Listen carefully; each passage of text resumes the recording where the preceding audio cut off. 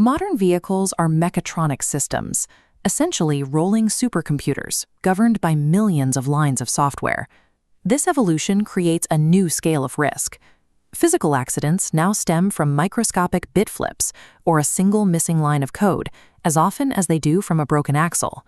To control these invisible threats, the industry relies on ISO26262. This functional safety standard moves beyond traditional failure rates to enforce a framework of total system engineering. Ensuring safety now requires proving that millions of lines of logic will respond correctly to every conceivable failure. Proving that a system is safe requires confirmation measures.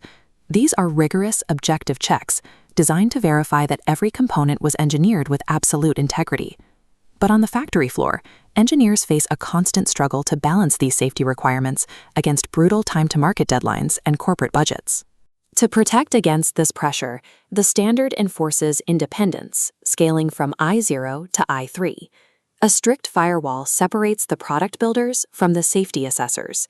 For life-threatening ASIL-D systems, the assessor relies on separate management, resources, and independent release authority.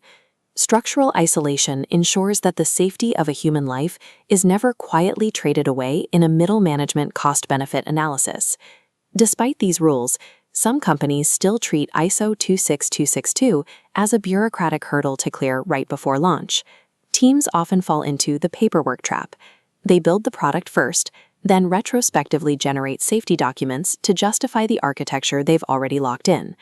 Working backward creates toxic silos. Hardware and software teams make incompatible assumptions about system vulnerabilities, only discovering a mismatch when it's too late to fix. Treating compliance as a reactive chore destroys its engineering value, masking fatal blind spots with a false sense of security. To build safe cars, the industry must move away from the end-of-line audit and adopt proactive engineering interventions. This is shift-left assessment. It moves functional safety evaluation from the launch date to the initial blueprint stage. Before building physical prototypes, engineers use virtual simulations for digital crash tests, intentionally injecting faults to see how the system reacts. Continuous integration pipelines scan software in real time, catching coding errors against safety protocols the moment a developer saves their work. Catching flaws in the virtual stage saves capital and prevents dangerous compromises from becoming permanent. There is a natural tension between the slow, rigid documentation required for safety and the fast-paced, flexible iterations of modern software development. A hybrid framework called Safe Scrum was designed to bridge this gap. Safe Scrum integrates a safety backlog into weekly sprint planning. Specific safety requirements are tracked alongside standard software features, giving them equal priority. A feature is only considered finished once it passes a set of predefined safety metrics. This embeds compliance into the daily development cycle. By the time the final audit arrives, the evidence of safety is already a natural byproduct of the team's work.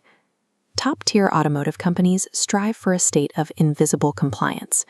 Engineers often struggle to satisfy overlapping rules for functional safety, cybersecurity, and software process capability. An integrated quality management system provides a unified architecture, extracting the core rules from these different standards into a single workflow.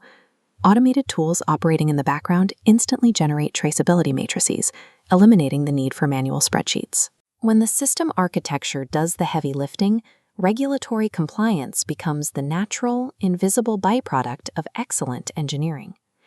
The ISO 26262 assessment functions as an operational audit of a company's internal safety culture. Success reveals an internalized culture where every engineer prioritizes human life with every keystroke.